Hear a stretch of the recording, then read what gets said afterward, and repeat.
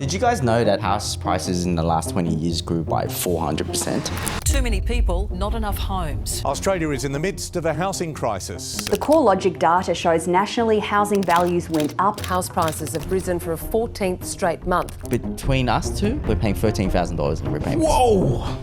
On that property alone. Mortgage repayments. Mortgage repayments. Mortgage repayments. It never ends. It's almost like a cat and mouse game. Having a mortgage, it does feel like a noose around your neck. We don't feel mentally comfortable about what's going on right now. Someone who's been renting their whole life, even though I guess I am financially better off, it still feels like the goalposts keep moving. Sometimes I'm just looking at properties and I'm like, this is how much this is going for.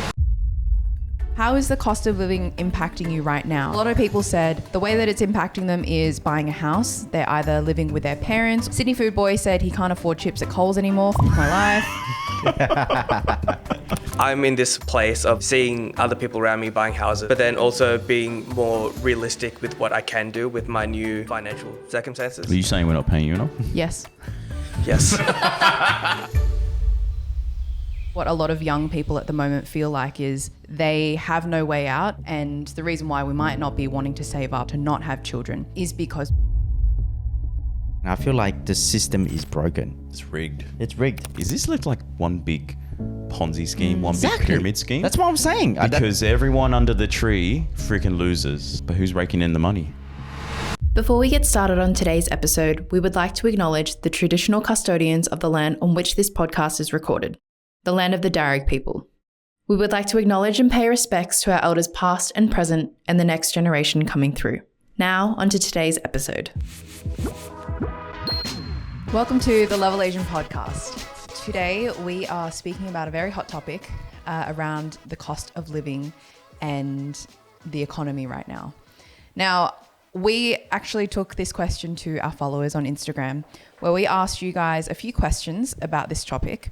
And based on the results, it sounds like everyone is in the same camp, and therefore we're going to unpack that today.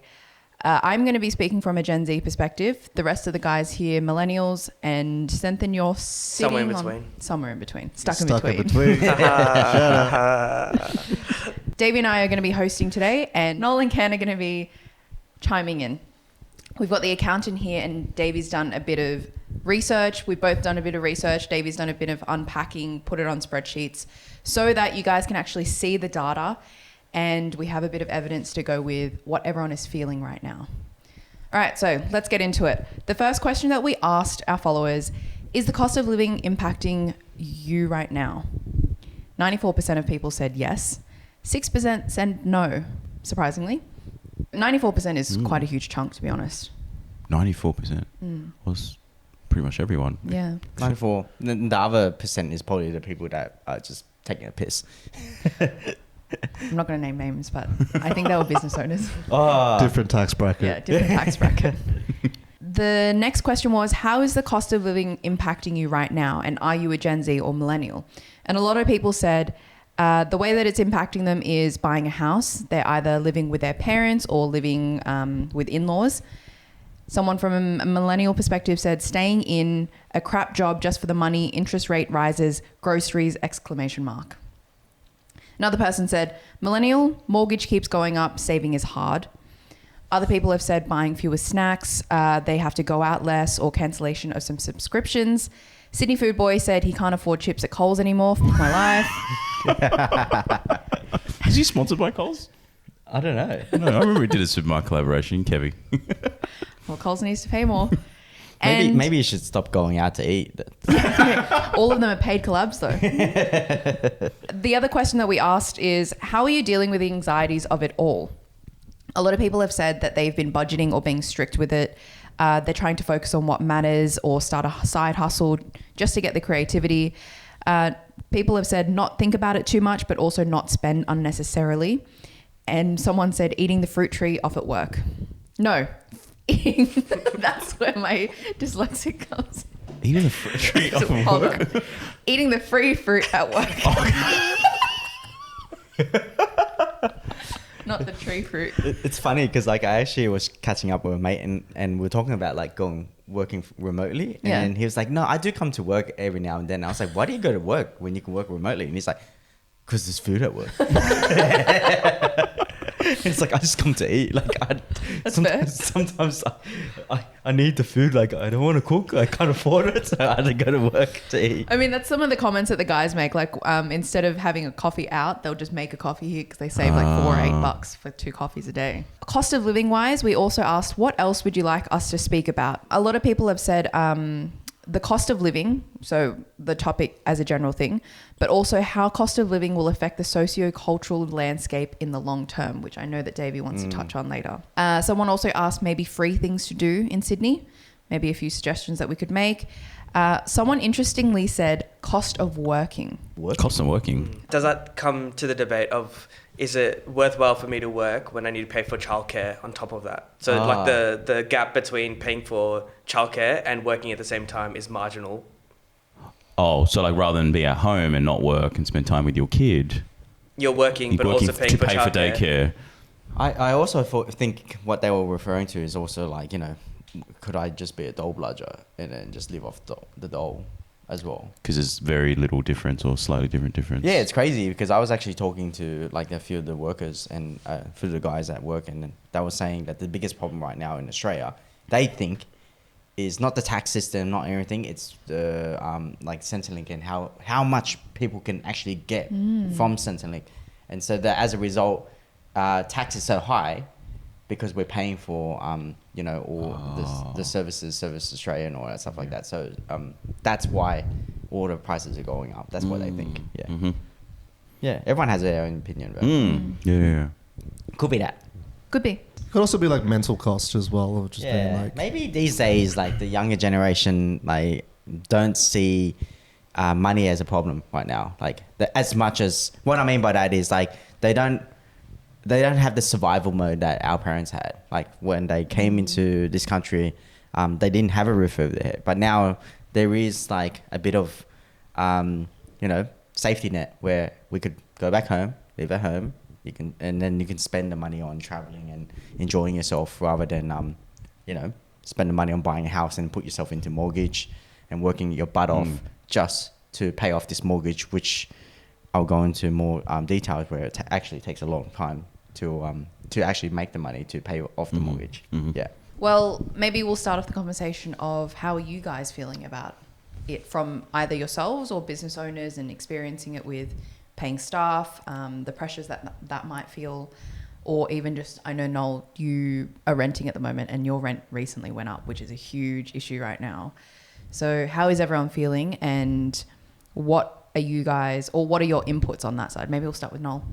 yeah, man, like rent is crazy. And as someone who's like been renting their whole life, it kind of feels like, you know, it's really hard to get out of the cycle. Like, even though I guess I am financially better off now that, you know, we've got the business and everything than like, let's say 4 years ago, it still feels like the goalposts keep moving, where you're like, I'm making more, but then I'm spending a lot more just to like, for necessities, right? So for me, it kind of like, even though we're hustling and we're kind of growing something, it doesn't feel like I'm making progress in my personal life that much, because like everything just kind of keeps inflating. So like my rent went up by $80 recently, like at Christmas time. So they were just like, Merry Christmas, there you go. Before that, it went up by like $40. So like overall, like I've been living in my 1-bedroom apartment for like about 3 years now, and it's gone up by like $120 since I moved in. So how much is that in percentage wise, like growth wise, roughly? That's a question for the accountant. Yeah, well, I don't know how much you started with. This. Well, what did you start with? And then I started with like 420, and then now it's like 120 plus on top of that. 420. 540. Yeah. Yeah, so it's like a 20% increase, right? It's a big jump. That's not too bad. Sorry. For yes, the area. it's a huge jump. For the average of what rent is right now, that's not too bad. It's not too bad, But but it it's still sucks. not like a premium area. Like it's, yeah, It still sucks. it kind of sucks. Damn, that sucks hard. Yeah. And I go into detail later on, like on how it like rent impacts how long you can actually save for a deposit. It's insane. 100%. I feel like I've been saving for a deposit my whole life, and I'm not getting there. Yeah. Because you always had intentions of buying a house. Always, yeah. Yeah. Like Yeah. I was always like, I think it was like just having to own something. Like even though I'm not 100%, I still want to buy in this market right now. Like I think just being able to have your own home has always been something in the back of my mind. Because like, as someone who has been renting a lot, like you never really have control of your space and you're always moving. There's no certainty. So there is an emotional desire to have a space that's your own, that you can do what you want with it, you know, hang up artwork and have pets and, you know, do whatever you want with it. Yes, it's a lot of maintenance, there's a lot of ongoing costs, especially with apartments. But it's also just being able to have that peace of mind and that sense of space that is your home. Yeah, and your situation's a bit different from a lot of people because a lot of people can go back home and live, right? Whereas like you don't have that. Yeah, like, that's safety right. net. You know, Mom and I don't have we don't have a home here, and so yeah, like she's renting too. So like it's like we're both in the rental cycle. So like I have more incentive to want to buy because I don't want her to be renting post retirement because that's just not feasible either. So. Yeah, it is still a goal just to have something where I at least have some control over a space. Yeah, and you're the type of person that like actually has been responsible where you go see a mortgage broker and you've actually like looked at property and it's not like you haven't tried. It's just sometimes it's a bit too hard, right? Yeah. Yeah. Sometimes I'm just looking at properties and I'm like, this is how much this is going for. Yeah. And I'm like, I probably wouldn't even want to rent here, but like these are the options to buy right now that's within my budget range. Yeah. And yeah, it's a little bit disheartening, like going to inspection one at a time. And you're like, I kind of don't like this, but this is the best that's showing this weekend. And then there's like 20 people lining up. And then you're like, wow, like chances of even getting this are thin. And yeah, it's rough. Like there's no... Yeah, it kind of doesn't feel like you're buying into the dream. Yeah, it's crazy. Yeah. Did you guys know that like house prices in the last 20 years grew by 400%? So it's 4x in the last 20 years. Yeah, So on average, every 5 years, it's doubled. Yeah. And our wage has only increased by under 200%. You're exactly right. It's actually getting harder and harder to be able to like buy a property because our wages are just not increasing fast enough. And that's, I think, the biggest problem. And I think a lot of people are oblivious to it, to be honest. Like, I think the politicians are like, yeah, it's there, but then they know that if they put anything in place, it's going to impact them because they're the ones that probably, have owned the property already. So that's it's like it's a conflict for them because they themselves own property. Yes. They have investments. They themselves, as well as the people that are voting and the people that have power, which are the big companies and... they are the ones that probably have all the wealth and they probably invested all in property. So what we were talking about off camera was like the people who are making policies and those who have control over what happens for the future are all boomers or late millennials. But the policies are affecting the younger generations who do not have a say or power to vote for what their future looks like. And so it just becomes this endless cycle.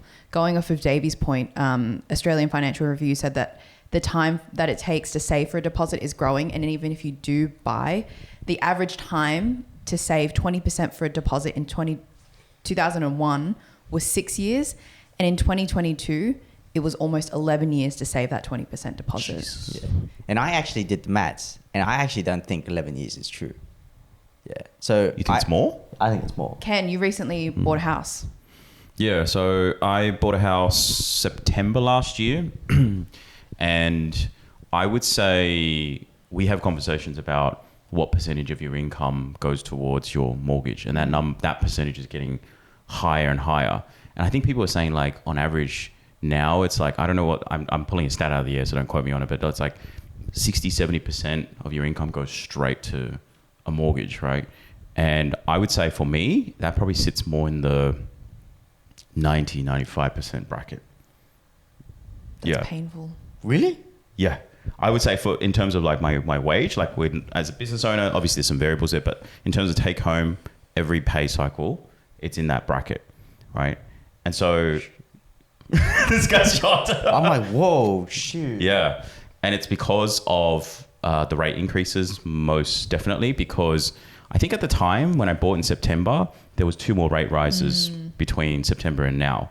And so that number's gone up exponentially. Now, I factor that in, talking to a broker, we looked at our numbers, but mentally, or how I feel is, and I've always felt this way about mortgages, but now having a mortgage, it does feel like a noose around your neck. Like it's kind of like you can't stop working, you can't do what you want. You've got to basically keep working and keep growing in order to, same as Noel, which is even though we're making progress, we're still feeling the need to like try and get more because we don't feel mentally comfortable about what's going on right now.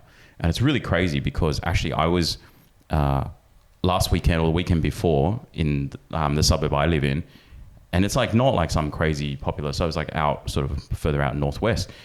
There were 11 auctions and all 11 sold.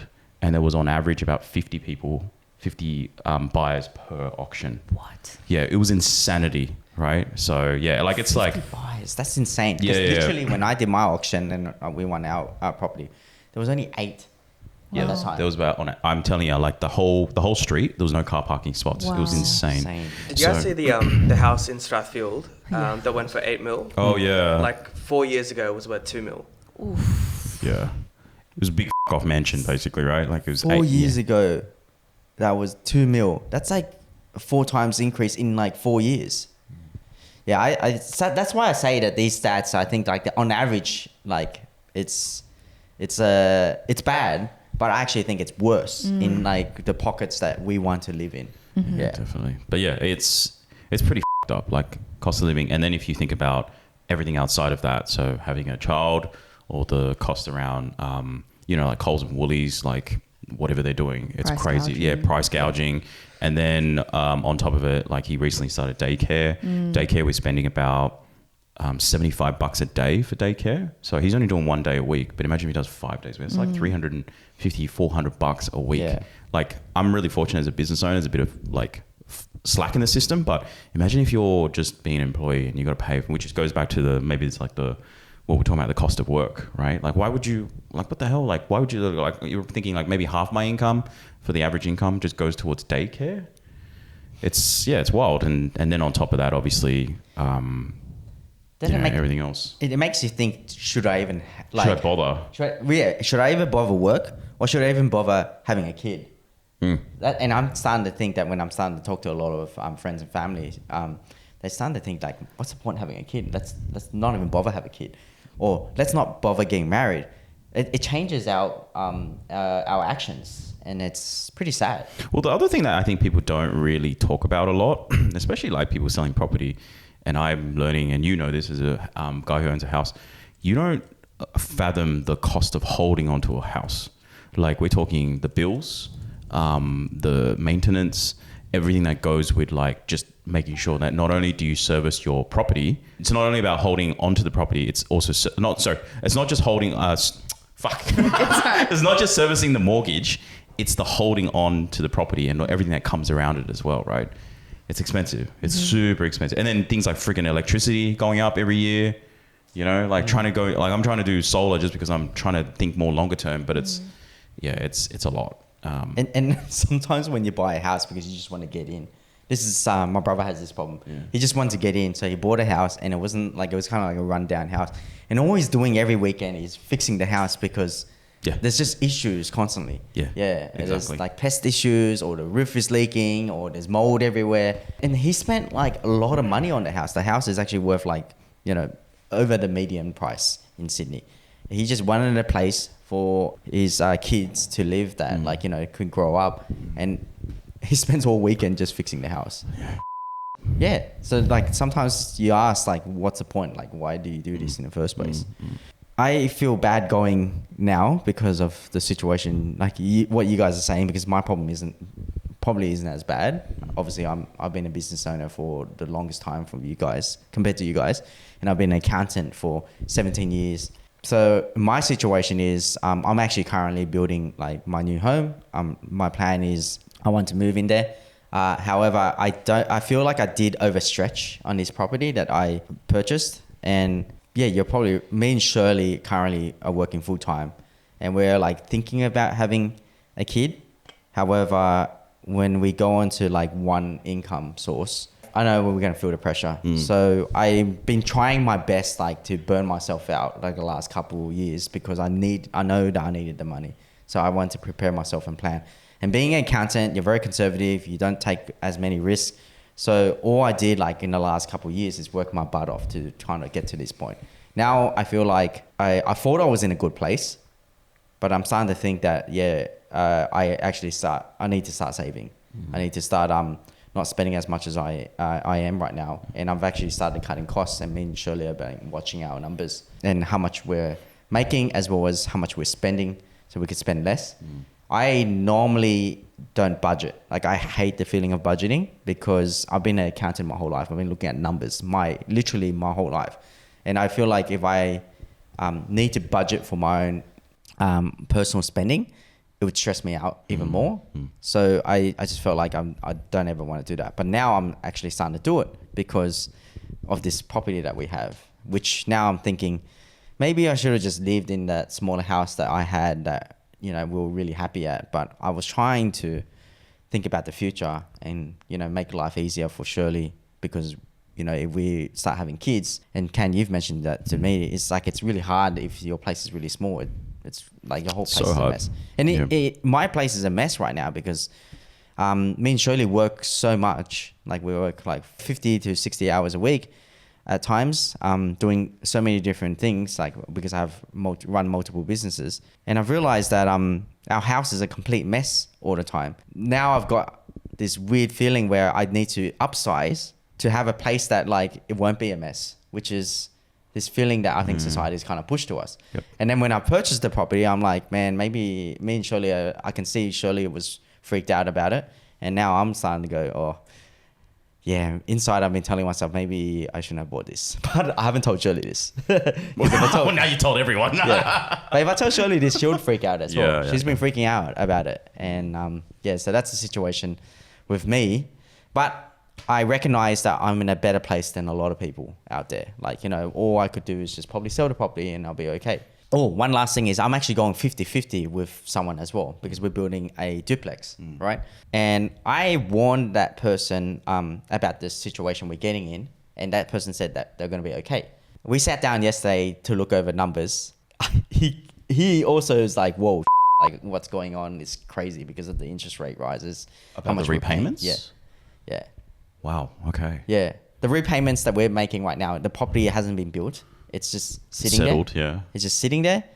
It's rented right now, but between us two, we're paying $13,000 in repayment. Whoa! On that property alone. 13.5K. Yeah. Just for context for me, I'm paying about 8,500.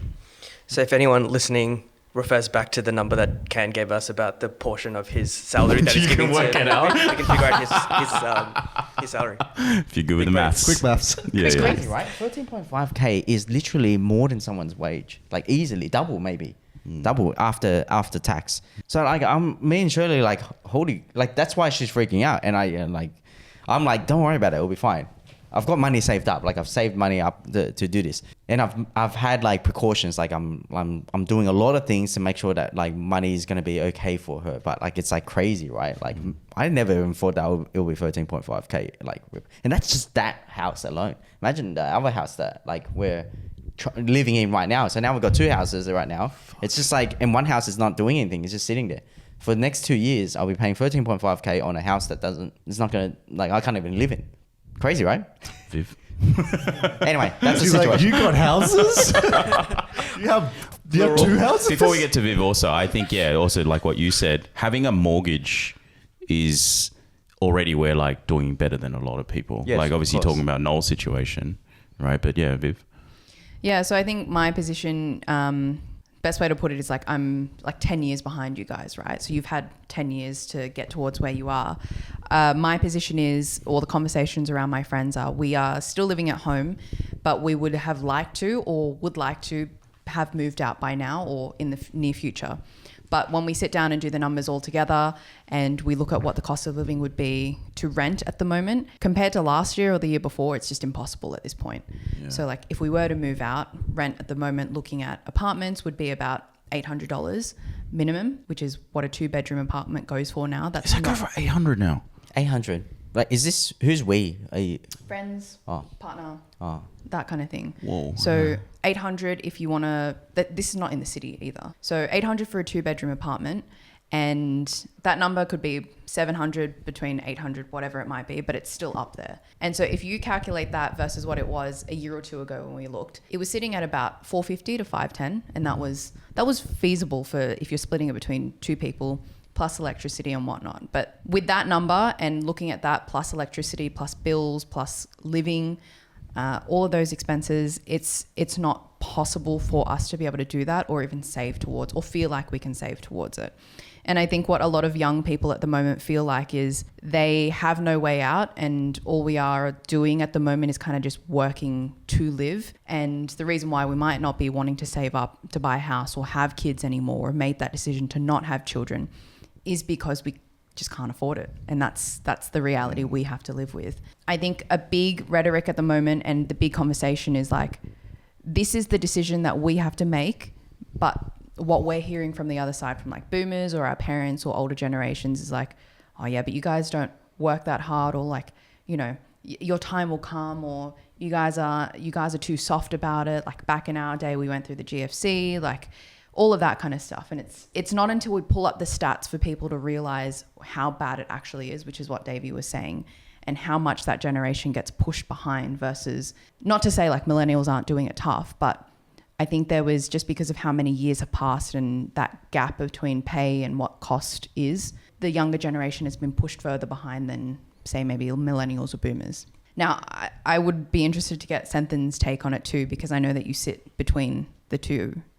Yeah, well, if cost of living wasn't so bad, I'd be getting fresh fades on a regular. Look at this shit now. It's like way overgrown. Just wear a hat, man. I sit in a weird place because, I mean, I can share more of a story when we get to the conversation around the values around owning a house. But for me, I took the leap and left a well-paying, very easy corporate job at the same time of cost of living kind of hitting.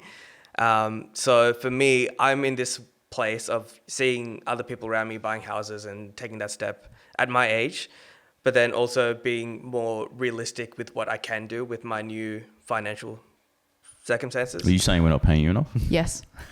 Yes. I think he's mentioned that like twice already this week. No, I guess for me, the reason why it's more front of mind is that my rent's going up by 20%. Whereas now that I'm full-time on Level Asian, the pay increase that I got was 10%. So even though I'm very grateful for it, it's still doesn't make up the gap that I now need to be paying for. And just so you know, like I know that you are saying that from like your heart. It's not like you're having a stab at us. It's literally just the situation. The reality of it. Yeah. And that's a choice I made, and I think that's why my expectations of what I guess money means to me and my financial goals are now pushed back a little differently because I decided to take that leap to try something different. I think maybe the conversation is like a lot of young people feel like they can't take risks at this age where they should be taking risks, like going traveling or taking a gap year, because now it's just the conversation. We've just come out of COVID. We might have been finishing high school or university, and now we're dumped in a place where, or we feel like we've been dumped in a place where we just have to get straight into work, otherwise we can't live. And there's a lot of situations where some people can't go back home or go somewhere to live, and constantly they're living paycheck to paycheck and with the anxieties of cost of living and rent increases, or just the anxieties of not having somewhere to live. How do you, I guess, personally deal with that then? So like you're feeling the weight of everything. You feel the weight of how bleak the future might look economically. How are you dealing with that in the moment now? What are you changing about your habits? How are you, I guess, like what's your outlook? What are your friends talking about? It's a good question because I think it differs with a lot of different people.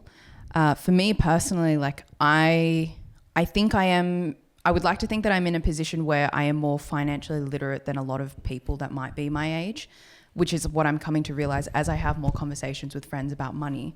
And so I'm in a fortunate position where I know enough of how to deal with my money, or like how to save up for an emergency fund, or how much I need to save for that, or going towards high interest accounts and whatnot, and telling my friends about that. So I have control and I can oversee my money and where that's going and what the future looks like for me. But I know a lot of people don't. To answer your question though, I don't think there is what can I do about it. I think it's more of I will save a little bit more for a rainy day, but I will also allow myself to, it's like they say, when economic times are doing tough, women have this, the lipstick index, which is you'll go out and buy things like a lip gloss or a new eyeshadow just to feel a little bit better rather than spending all that money on a new jacket or a holiday.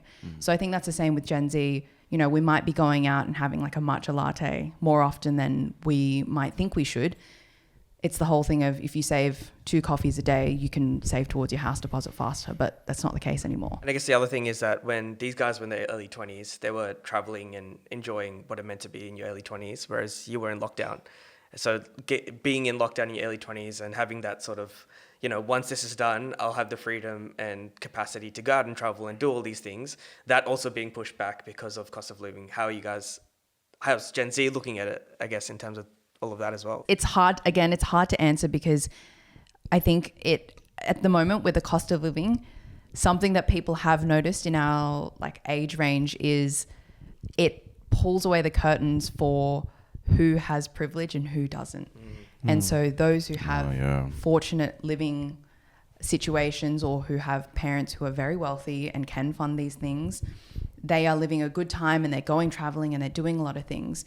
And some people who might not be in those positions feel like it's a bit of a shit go. And again, when people calculate like discretionary spending or disposable income, I think there's a big gap there because it's not accounting for people who might be spending other people's money or being able to have these experiences. What was the question again? Walking out of, I guess, COVID and lockdown, like losing your early 20s and then having to grow up faster, given that there's different economic circumstances that you're navigating that, I guess, people 10 years ahead of you didn't in their early 20s. I don't think we are dealing with it. I think we are very aware that like you guys might have had it tough too. Like it was 2 different contexts. But I think in the context now, I think it's tough, but in a different way. And I think because of how the stats are sitting, it's even worse. So I think it's a case of like, we are going through the lived experience, but someone else might not be able to empathize with that. And the way that we're dealing with it is the only way through it is through it. Like there's nothing that we can do or there's no options that we have to be able to help us through it except for just living through it. Yeah, I guess my question is more around like, I guess the values around work-life balance and like working to live versus living to work. It's very different now versus 10 years ago. I guess something that Gen Z is struggling with is like, do you enjoy your life now while you can, or with less responsibilities, knowing that that's going to impact you long-term financially, or do you play the long game and make sacrifices now for the future? Yeah, but like I think like the people like the millennials, like people like myself, we also had that choice too, right? We had to make that decision. I remember talking to my accounting friend, which he's a good mate of mine, and we we grew up together. And he used to hate his mum for forcing him to purchase a property. And there's like more than half of his paycheck went to this property, and he hated it. And he kind of like actually despised his mum for it. And then after, now that he's like 30 plus years old, he's like, I have to thank my mum for doing that for me. Even though it was the most painful experience that I went through because I couldn't do anything in my life and I felt like my mum was controlling my money. Now I'm like set up for, be able to purchase the property I want. Oh, she took the money to save away? Is that what she did? Yeah, she basically forced him to purchase this property. Oh, wow. Okay. Yeah. However, when you still compare to back then and what it is now, like there is a issue in terms of like the wage growth versus like house prices right now. It's actually getting harder and harder. And I think that's the biggest problem right now. It's getting harder and harder, and loads of people are struggling to even make ends meet, to let alone save to purchase a property. And if you do save to purchase a property, and you do buy a property, sometimes it's actually not even worth it financially now. It's starting to become like financially not worth it to do it because it's just the interest, especially when interest rates like tripled. It's insane. Yeah. So the problem with me is I went through this too as well. Like in the last 15 years, all I did was work to help support the family, right? And my mum and dad were struggling to make ends meet. But I feel even worse for everyone around me, because back then I used to look up to my friends and their families because they were doing okay. They could afford it. Some of their parents got good paying jobs.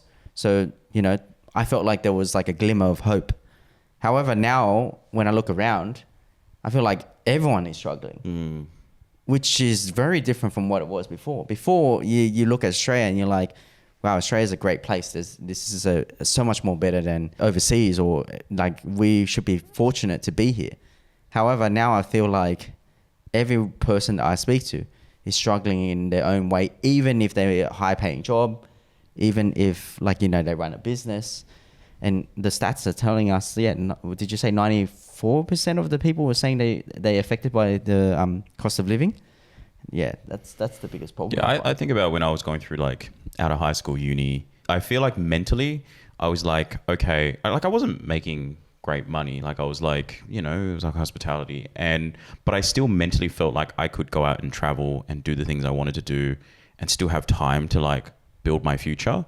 Whereas I feel like the difference I'm noticing here is like, you can't do that. Like it's kind of like if you don't start now and early, you're just not, there's no opportunity, the doors are shutting because things are growing at such a pace. And it was already happening, I think, when we were like, housing was already starting to shoot up. Yes. But I remember very vividly thinking, I was like, housing used to be, I think when I was in high school, like late into high school, we're talking like almost uni. I was talking to my dad about it the other day and he said he bought a house in Villawood for $160,000. And this was when we were at the start of high school. So I was probably like 13, like 12, 13. Okay. And then by the time he sold his house, which was when I was in year 10, it sold for $450,000. Right. And then he bought a home, our family home in Chester Hill, which is not the nicest place, for about $800,000. It was like a knockdown rebuild.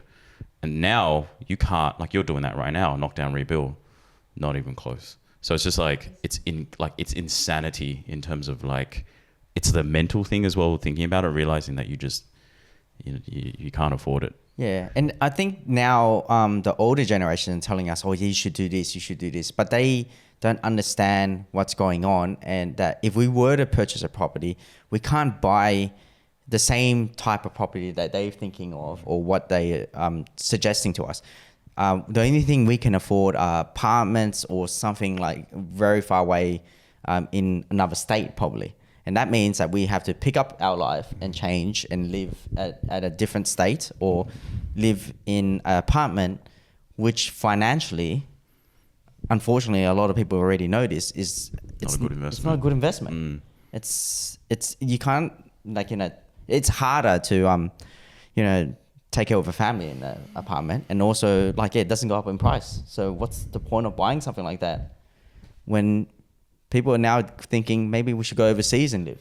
Well, I was going to ask, do a lot of people like that? They're like, well, let's just get out of Sydney or Melbourne.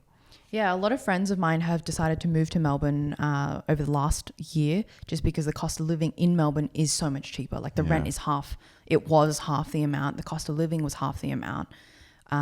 And that just gave them more hope. The community they had there was just better for them. And they just couldn't make ends meet here. And so they made the decision to move.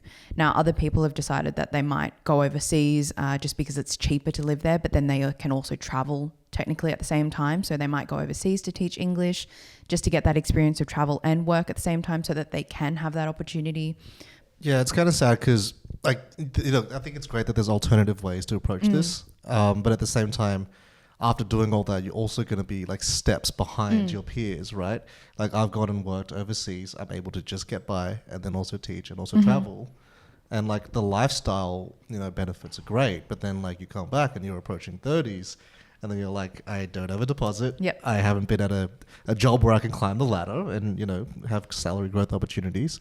I'm starting from scratch. And yeah, and that means that's the cost of that, right? And you can't have both. It's you either have the lifestyle that you want now or you sacrifice that in hopes that there's a chance that you will be better in a better position 10 years later. And I think what people are feeling at the moment is just insecurity of their future. They can't picture what the future might look like. They can't plan for it. Hope. There's no hope. Maybe the hope is that they have hope, but the feeling is that they have no security.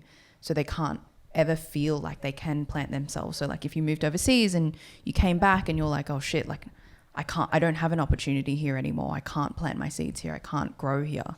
Yeah. So what are my options? But don't you feel like I was talking to my colleagues about this and I feel like the system is broken. Yeah. It's rigged. It's rigged. the reason why I say it's rigged is because homes and houses are supposed to be for homes. It's for you to live in. Not to invest. Not to invest. However, you've got these banks and governments that are like playing with the interest rates, and then the banks are like using printing money from thin air and telling people that we'll give you this money so you can purchase this property, and then they're trying to artificially raise the price of property. And then what happens is we get all the younger generation to work really hard and sell them the dream to buy a home, but we raise the prices of houses. And then what happens is these older generation that own all the property get to sell their houses at a higher value, profit from it, so they can retire better. Like isn't that ridiculous? I find that just absolutely wrong. And so I've been like talking to my colleagues about it and saying like, I think that needs to change in our system.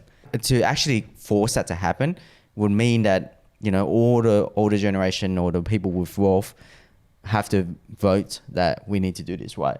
But they won't do it because then it affects them. Yes. And which goes back into the conversation of like all the policymakers and people in power are that generation and would benefit for any policy that is made. And then those who don't have a majority vote don't get a say for what their future looks like. So I feel like one day the tables are going to turn. Our generation, both Gen Z and millennials, are going to be the ones that are majority. And when we make a vote, we're probably going to vote and we're going to say to them that we don't give a crap about your future. We don't give a crap about looking after you guys anymore. And that's, in honest opinion, I think that's kind of already happening. Like, not in politics, but in our families. Like, in our families, people are starting to think that maybe that I don't have the time to like care about the family's future anymore. I'm just going to care about myself. I'm just going to do the things that I want to do. And that's like, you can see it. You can see it in other countries that's what's happening. And yeah, that's why I think it's changing our ways of doing things and our perspectives. And I think it's not good. Like, and I think that people need to realize and that something needs to change. Yeah. Well, yeah, like going back to the work question, right? With the workforce and how Gen Zs have gone into the workplace and workforce, they've seen boomers work at a certain pace where there wasn't much of a work-life balance. And that's what the example that was set. Millennials went into the workplace thinking that that's the same structure that they had to follow. And I think millennials now have realized that that's not the structure they do want to go with their life, and that's not the balance that they want to have. But they can't do anything about it because they're so deep in. Now, Gen Zs have entered the workforce seeing both of these examples and seeing that millennials have suffered in a sense, and therefore they don't want to match that work-life balance anymore either. And so since COVID, people have taken a boundary for themselves and said, I actually want to live life and I don't want to constantly live for work. And therefore, you know, there's this whole trend of Gen Zs will clock off at 5 o'clock and see you later. Like, you won't see them past 5:01. Quiet quitting, right? Not quiet quitting. That's not just boundaries. Healthy boundaries. Yeah, like they'll get their work done. They just won't pertain to the culture where it's like you have to be there and work the full 8 hours, even if you finish your You're work. not a model employee unless you like work extra hard.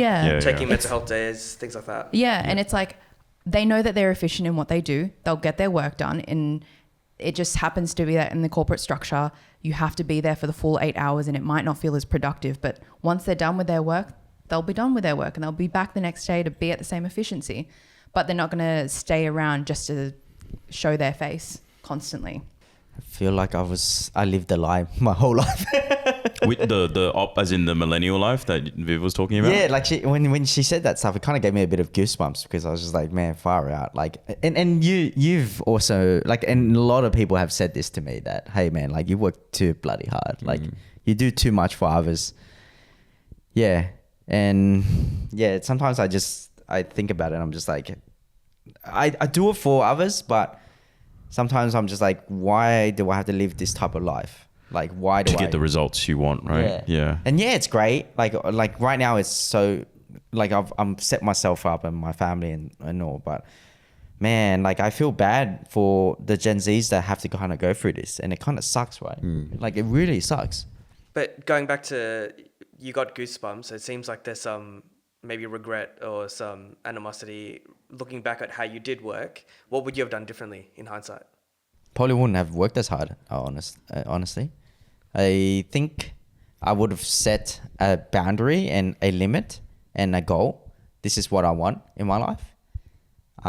But I have to say, like, it's hard because, like, not everyone knows what, and I don't want this conversation to be about my family and what my family went through. But, like, when you take in consideration what my family went through and how much guilt I felt about looking after my family, I kind of just... That drove you. Yeah, pushed everything away.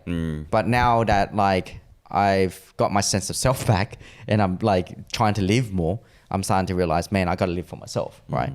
So I guess, yeah, if I didn't have that issue and I didn't have those problems that I had to live, I probably would have lived more, which is basically, you know, make mistakes, go out there, travel, you know, find new friends, you know, and just went to live a life for purpose. Well, I guess that's the added layer on top of the whole conversation that you guys are having, right? Like, as children of migrants, you have survivor guilt, you have baggage, you have money trauma that not all Australians have to navigate. So having to deal with the responsibility that comes with that on top of cost of living issues and housing, it's a lot. And then I remember when you were asking Viv, like, you know, how do you deal with that? Honestly, man, I think that's why so many people have mental health issues. 100%.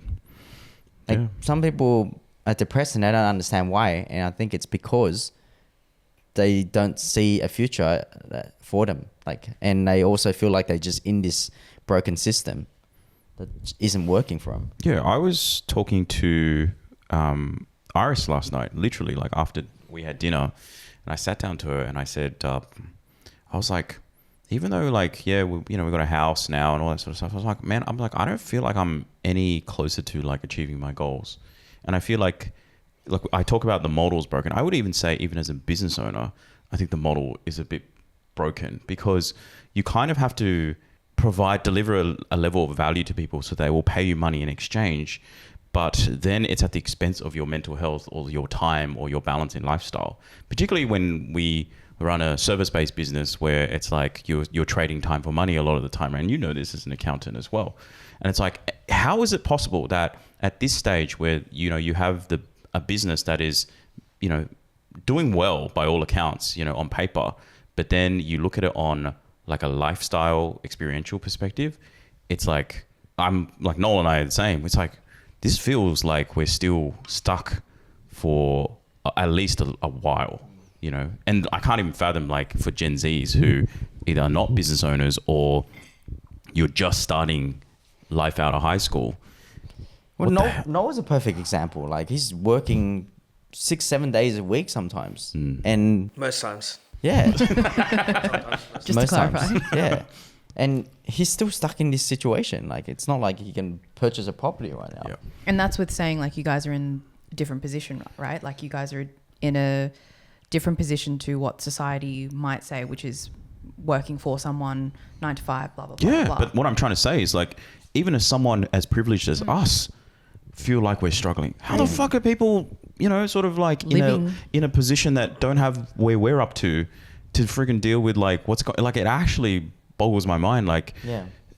I think it's also a conversation of, like, we are, to Sandon's point, we're children of migrants, and we're planting our seeds now in this society as a full generation versus those who migrated here earlier, like the Europeans, for example. They have had multiple generations to build that wealth, to feel secure. So, like, their grandparents might be here now and their parents have already lived here and been able to purchase the properties because they've done school here, done the education, done the jobs and whatever, to be able to afford the homes, afford a lifestyle, be able to travel and all of that. Whereas we're in a position where we're just starting as a whole generation and as a whole culture. Yeah. It's absolutely insane. Absolutely. I think about if my parents were to migrate now as migrants, there's no way they would be able to afford a house as migrants with empty pockets. And I think that's the biggest telling tale, because back then, you talk about Australia being the lucky country. It's like people chose to come to this country because you had a chance to make a name for yourself. If you look at all the overseas people who buy property now, they're all freaking loaded. They're all like, you know, like rich. They're not even migrants, a lot of them. They're just investors. And they come here, they buy it up because it's an asset. It's not it's not a home. And like there's it's all these tax concessions that allow them that to incentivize this, right? Yeah. Yeah.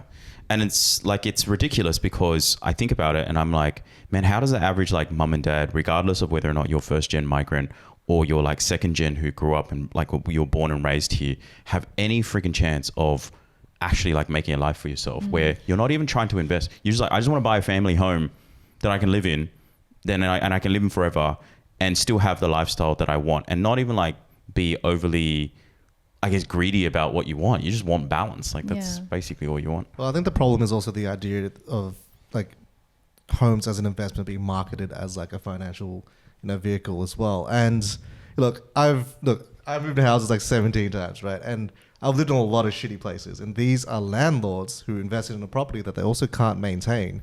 And it's always like there's always things that's going wrong, and they could barely hold on to this property, and so sometimes it's not even a good decision for people. But I think it's just like the dream of what we've been sold kind of makes them feel like this is the only wealth vehicle, and I need this to be able to set myself up. And it's so like everyone's struggling. I get that. Like, I think if we had to be a bit more fair, it's like people who are, investing and struggling to just, make a profit off of their investment, that they're probably struggling as well. But like, that also doesn't help that like there's a rental crisis right now. But how crazy is that? Like we as kids were told to do like, go study hard, go to uni, get a high paying job, go out and work. Some people have done that.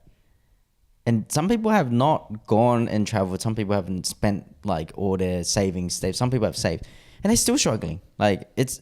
I feel like you're exactly right. Like we've sold this dream, and this dream is just a dream. Like it's not gonna happen. Fucking nightmare, not a dream. It's not gonna bloody happen. They've dangled the carrot, and who's gonna benefit from it? All these bloody guys that have done it already. I would say not even these guys. I reckon the banks. Yeah, the have banks benefited.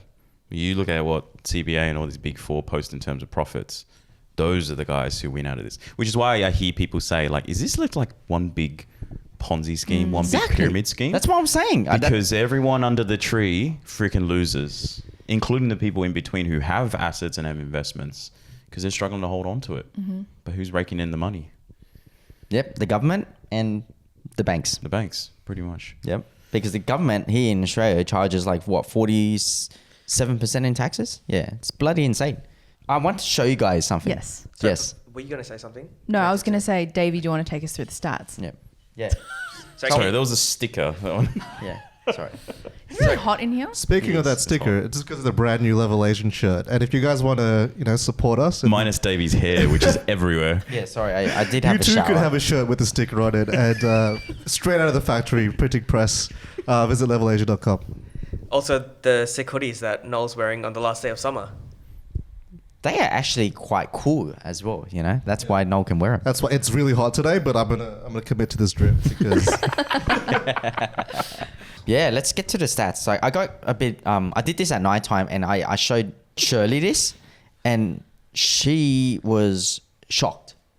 So I want to get your reactions as well. So jump on your phone, because that's where I sent it over to you guys, and look at the very first one that I sent over to you. So it says how long it will take for a normal single adult to save to buy a $1 million house. So there is an average I did, and there's a medium price, but I wanted to kind of like look at what everyone's aiming for. Like, people that are coming out of high school or university, they're aiming obviously to get to 100K because, 100K is the new 65, basically. So if you make $100,000, you will get taxed about 25K, and then you'll make a net amount of $75,000 in your bank account.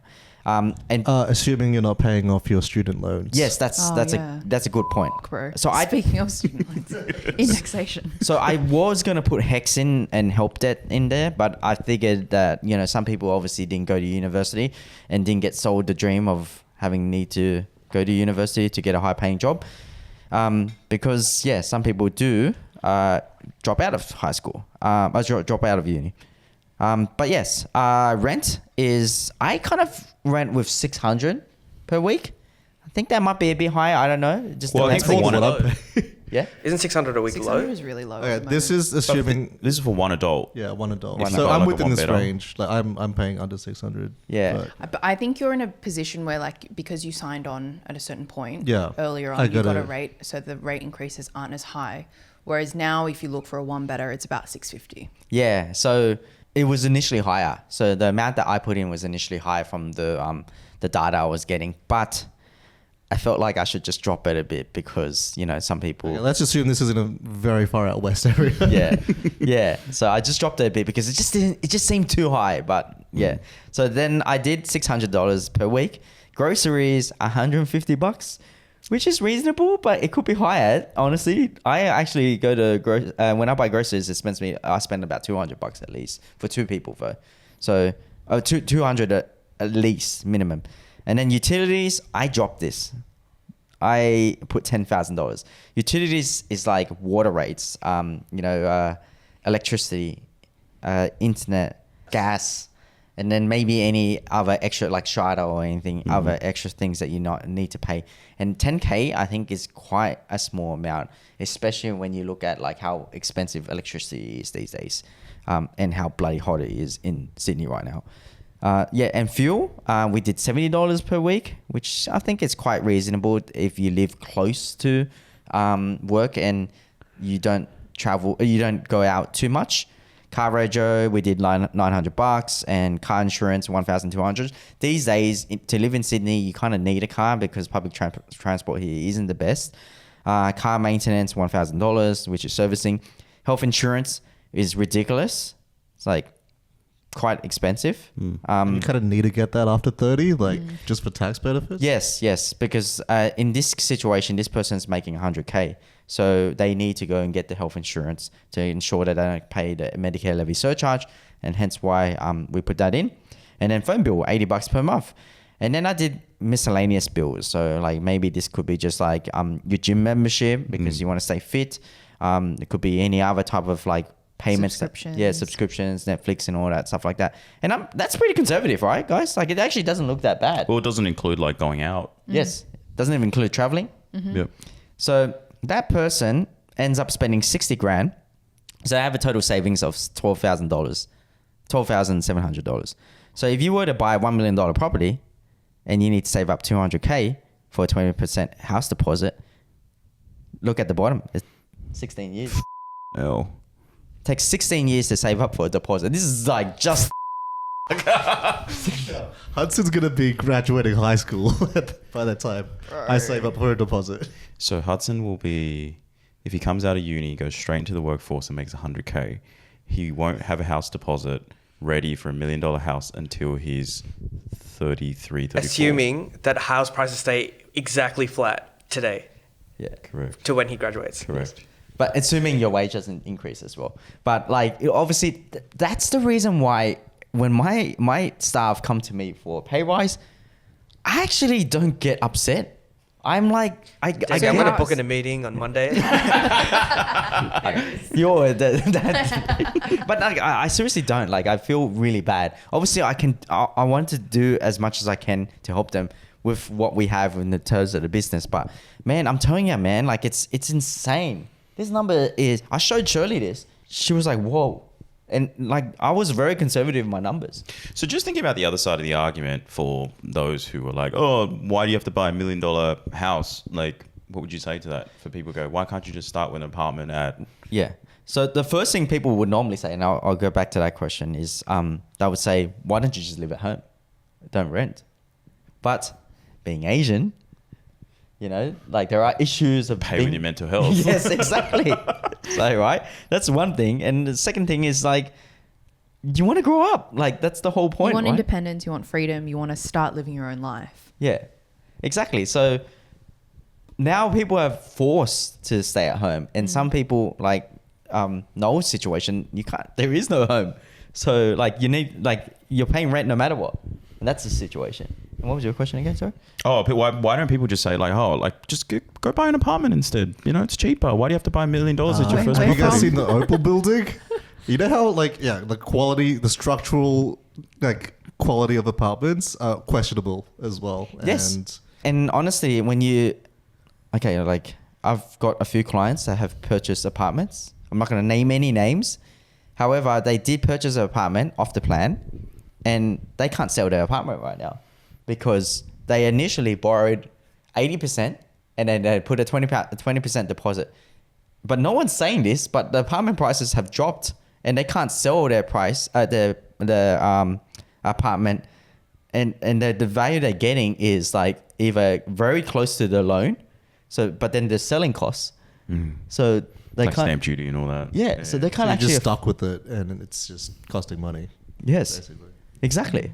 So it's and a lot of people are going through that issue, and I've actually been trying to educate our clients. I can't actually advise them. I'm not allowed to advise them to buy or buy an apartment or not buy an apartment. I've been trying to educate them on the numbers and stats because there is so many sharks out there, trying to sell people the dream of owning a property. It's crazy. Yeah.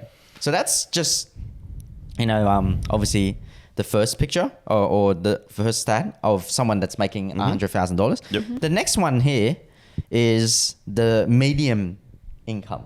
Right. So it's not assuming you're on 100K. It's more on the average Australian or Sydney-based salary. Yeah, not exactly average, but like medium is like the middle person on how much they're making. Yeah. I think the average salary in Sydney is 90K or 95K. Yeah. But the median is 55. Yeah.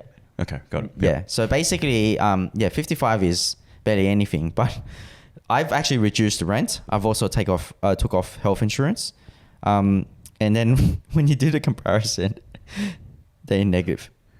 There is no savings. It's actually a loss of. Wow. Yeah, it's tough, and so this person has no chance. Literally. Yeah. Literally no chance. And the rent is 400. I've actually dropped it to like something. So you haven't included discretionary spending either. Yep. Yeah. Yeah. It's pretty like morbid. It's pretty scary. So and then I did like for funsies I did like 150K for the next slide. And this person here will take them 5 years to save up for a deposit. So jumping on this one, 150K, tax is 43,000, net disposable income is 106K. I didn't change rent. I just left it as is. I left most of the expenses the same. This person would save $40,000, but taking consideration no other extra expenses, it would take him about 5 years, which is still long because a person that's making 150K, they probably older, and they may struggle. By the time you wait 5 years, your house prices would increase and it'll be a lot more harder. And this explains not what you're feeling. Yeah. That your wage, technically for you to even have any chance, your wages need to grow faster than the rate of property growing. My wages needed to have grown faster 5 years ago. But it's crazy to see the difference of 100K. It takes 16 years to save up for a 20% deposit, and someone on 150K, it's 5 years. It's 10. That's a whole decade. Is that because of the tax cuts? No, this is This is just how much they make. That's to be able to. No, but like a 50K jump. Do you think it's also beneficial that the tax cuts, the stage 3 tax cuts? If you ask me what I think about the stage 3 tax cuts is, I think it's completely useless and it's not going to do anything. Like it actually only just saves you 2 or 3 cups of coffees a week. Wow, that's like $15. Yeah, it's like one avocado toast for normal. No, avocado toast is like $30. It's like 3/4 of an avocado toast.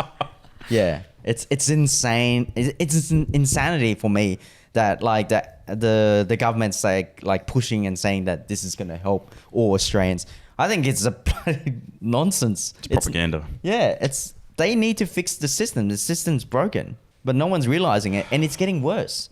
Okay, so we're in a democracy, so there's a power of voting, but the issue is, like we say, demographically, all the older generations, boomers plus, it's still the majority. Well, look, millennials are still catching up in terms of population, but there's also a longer life expectancy. So as morbid as this sounds like there's the numbers are still really difficult to be able to make a difference and change the system purely from a democratic perspective as well. 100%. And this could be like 10, 20 years until we're able to be the majority that can make enough, like vote for the change that we need. So yeah, it's bleak. But by then, how old are you? Yeah, by then we're like 60 and like... And that's the reason why I think a lot more people are depressed.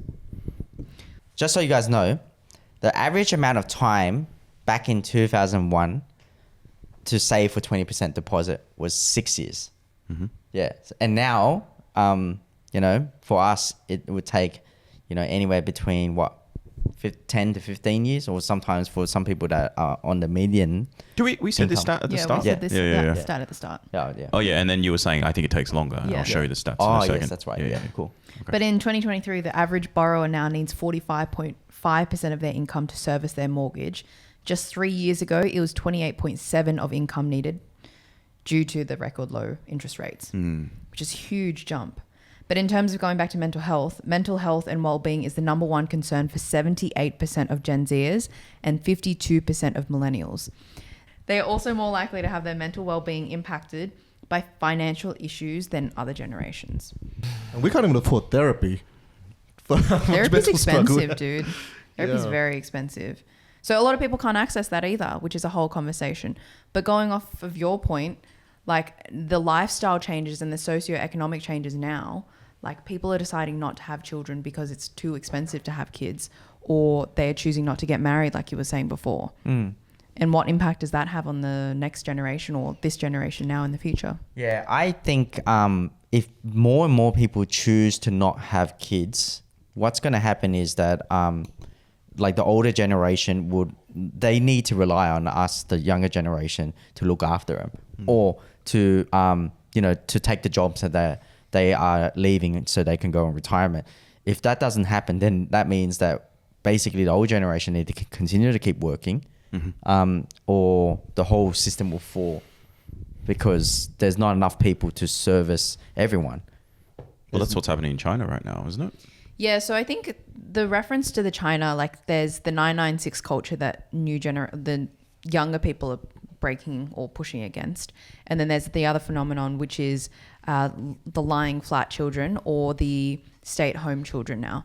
Now, when we did a bit of research, people were saying that, or people from China were saying that actually these stories are just something that the West focuses on, and is not actually correct to the majority of China's generation. So what I mean by that is stay-at-home children is it's exactly what it says. It's like children who have gone into the workforce have decided that they're going to go back home and live at home as stay-at-home children, and they work for their parents as a caretaker. So these parents might be a bit more wealthy, they are still working, but these kids don't feel like it's worth the living expenses of being in a city and working so much, but they don't get to live their life. So they've decided to come back home, look after the house, cook for their parents, etc.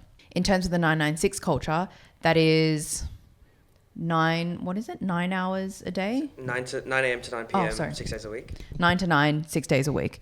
And they did an interview recently where they interviewed a bunch of the younger generation in the workforce, and they were saying that 996 actually isn't a culture as much anymore, just depends on what industry you're in.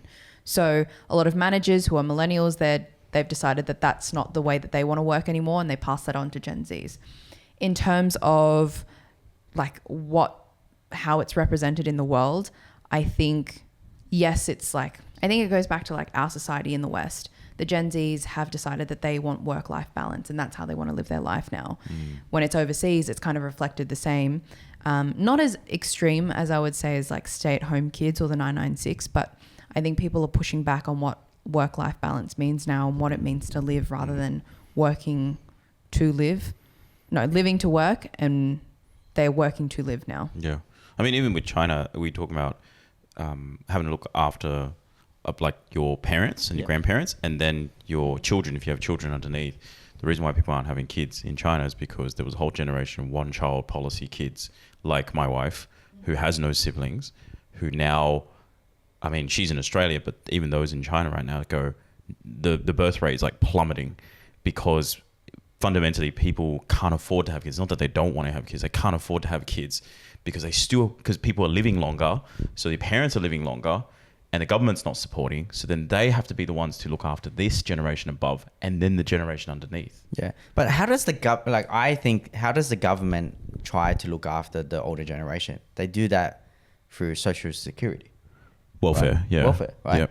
And how is Social Security funded? It's funded by tax money. So if people don't want to work anymore, don't make enough money, I think that's going to topple the whole economy. Yeah, because people are just like, I'm giving up, like, stuff this. Yeah. I'm going to go on social welfare as well, right? And if everyone goes on social welfare, the younger generation and the older generation, what do you think is going to happen? And I think we haven't got to this point yet. But that's where I think the system that was built years ago, like many, many years ago, isn't working for a situation like this. And I don't know, maybe I'm just being a conspiracy theorist, but I think there's something wrong in right now that I think that like people are giving up because of the situation that the stats that we're putting out there. And people are changing their mind. They might just travel overseas instead and not make the money in Australia anymore. More people are leaving Australia, then there's going to be a lot more problems for the Australian economy. It's interesting because in the East, there's been a few things that have come about where Korea has this thing where they call it the 4Bs. I'm not sure what it stands for, like in Korean, but it pretty much means like Korean women have given up on, or they're taking a stance on not having children anymore and not looking after their husbands anymore, where they have to be the housewife constantly. And Korean government is offering women, if you have a child, we'll give you this amount of money. And China has also upped their two-child policy to 3-children policy now because there's no growing birth rate. Yeah. And people are being rewarded for having kids, but no one wants to have kids. So Sounds like a Band-Aid job, though. yeah. It's like, yeah, I'll give you a little bit of money, but then you still have a lifetime of like costs that you got to deal with. As friends, we've spoken about the fact that we don't want to have kids anymore. Do you think it's based off of the fact that, like, yes, it's a contributing factor of what's going on in the world, but do you think how expensive it is to have a kid contributes to that too? I think it's a contributing factor, but not a majority driving factor for me.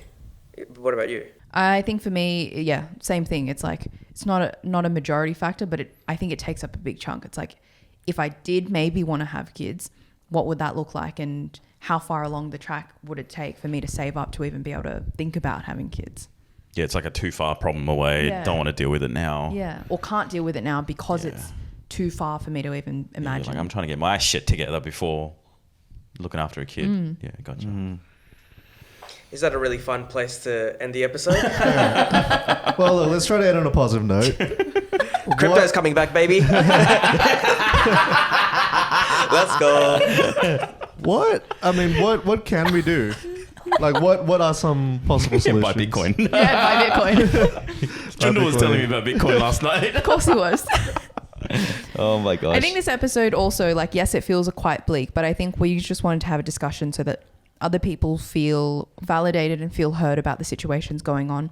We don't really have solutions, and we're not here to give you solutions, but it's more of a let's all have an open discussion because everyone's going through it, but not many people are really talking about it besides seeing it across the news all the time. For me, it's like, I think people should just start to understand and not, like, you know, turn a blind eye on what's going on.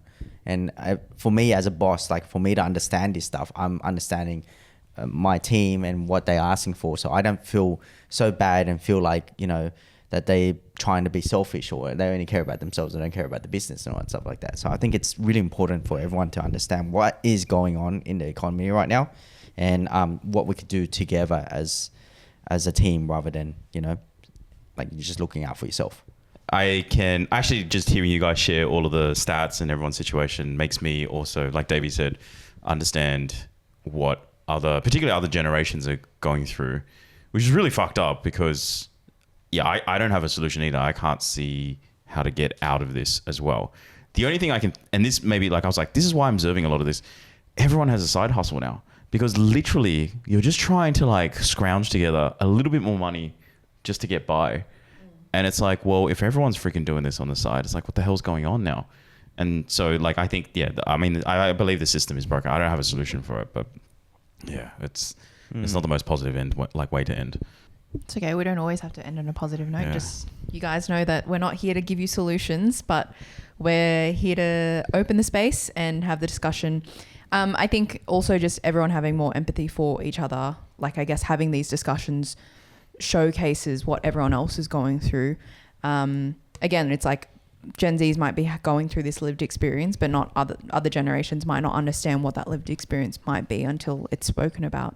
Yeah, and look, this topic also came, from our listener base as well. So if you guys enjoyed this episode, let us know. Just leave a like, subscribe to our YouTube channel, leave a review on whatever podcast platform you're listening. That'll help a lot. One quick thing that I want to quickly say is that if you're listening to this podcast on the audio version, you should go and check out the YouTube that we have. So you type in Level Asian Pod and watch the YouTube, as well as like and follow us, because it will mean a lot to us, actually, because we do this for free and it gets a bit expensive. So we need all the support we can. So thanks, guys. Thanks for listening. Catch you on the next episode. Thanks so much for tuning in.